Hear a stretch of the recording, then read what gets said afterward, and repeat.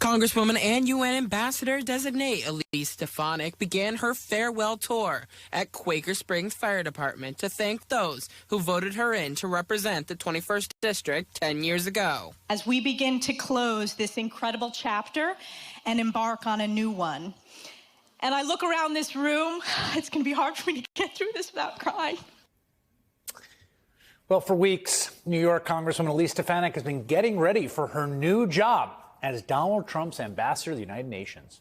All she had to do was sail through Senate confirmation, and she'd be on her way. She gave up her House committee assignments. She even started posting reminiscences of her time in Congress, sentimental throwbacks to her decade-long evolution from a moderate conservative to a loyal MAGA foot soldier, pandering to Trump at every chance. And it was paying off. She was just days away from moving on up into the UN ambassador's deluxe apartment on the East Side. A full-floor, 6,000 square foot penthouse condo with commanding views of Manhattan and the East River, large staff, cabinet-level appointment. But Stefanik got some bad news today. We're going to need you to go ahead and stay in the House. Trump withdrew her nomination to the UN in order to keep her in her spot in Congress.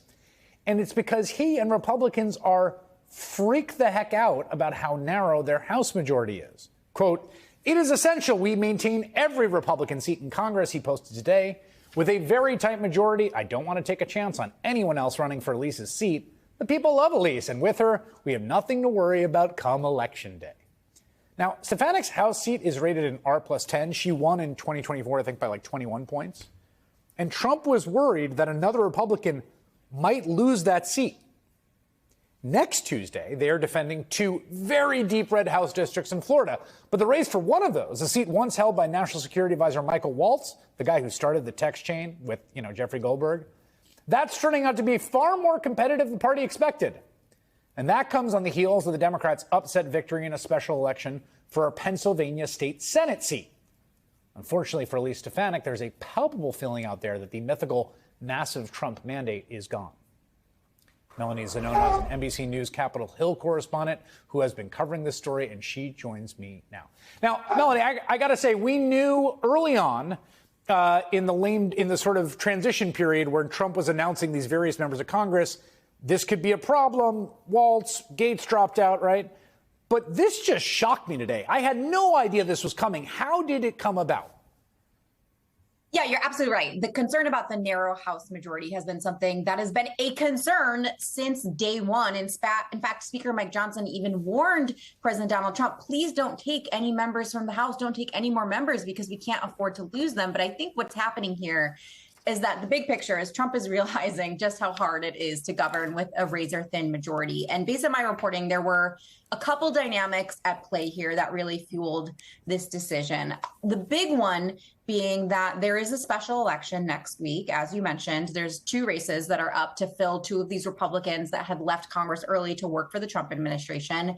And one of those races is a lot closer and a lot more competitive than Republicans thought it would be. This was supposed to be a seat that Trump won by 30 points, but the Republican candidate there, Randy Fine, has been massively outraised by his Democratic opponent. He was really slow to get on the airwaves. Trump has had to swoop in. He's doing a teletown hall for the candidate tonight. The GOP leadership has had to get involved.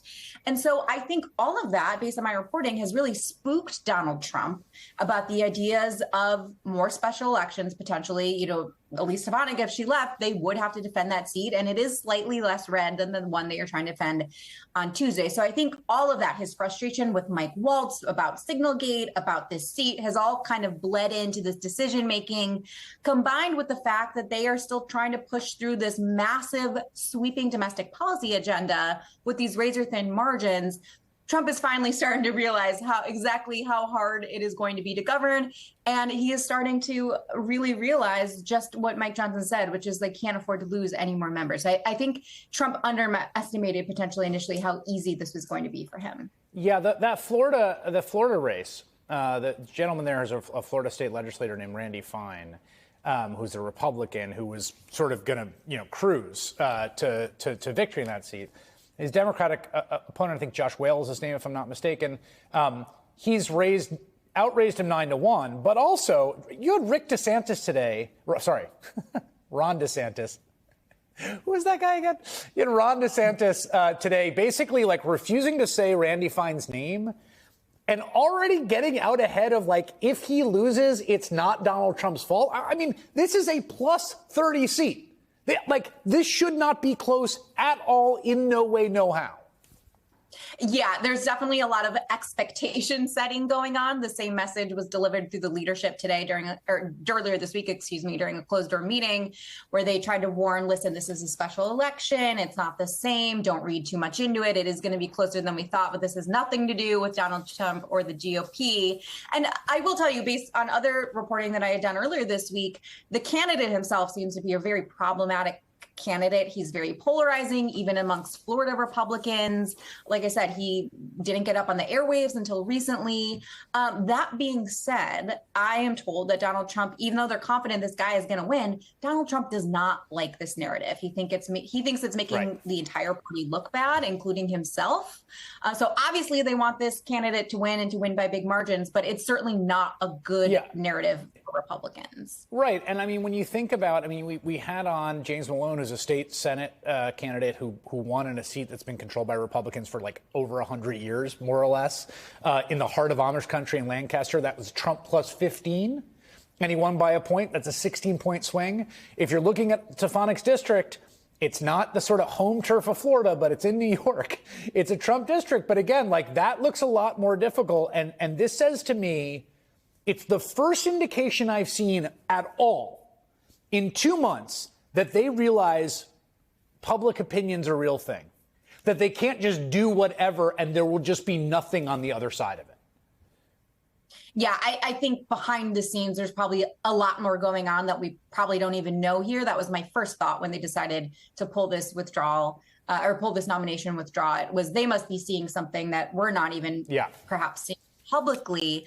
With Stefanik's seat in particular, I would point out it used to not be a super conservative district. It's gotten more red in recent years, but she also herself has evolved as the district has evolved in terms of her ideology. She used to be a moderate. She voted against tax cuts in 2017, but she has really transformed herself into this Trump loyalist in a large part because she was positioning herself for this was her dream job, Chris. Yes, she wanted to be the ambassador of the United Nations. She was set up for this job. She was so excited to leave. She gave up her leadership post. She's been doing the farewell tour, and now she's had the rug completely yanked out from underneath her. You just absolutely hate to see something like that for someone that has just worked so hard for a position. And for it just to be pulled away like that, it just must be crushingly disappointing for her. Melanie Zanona, thank you very much. Thanks, Chris.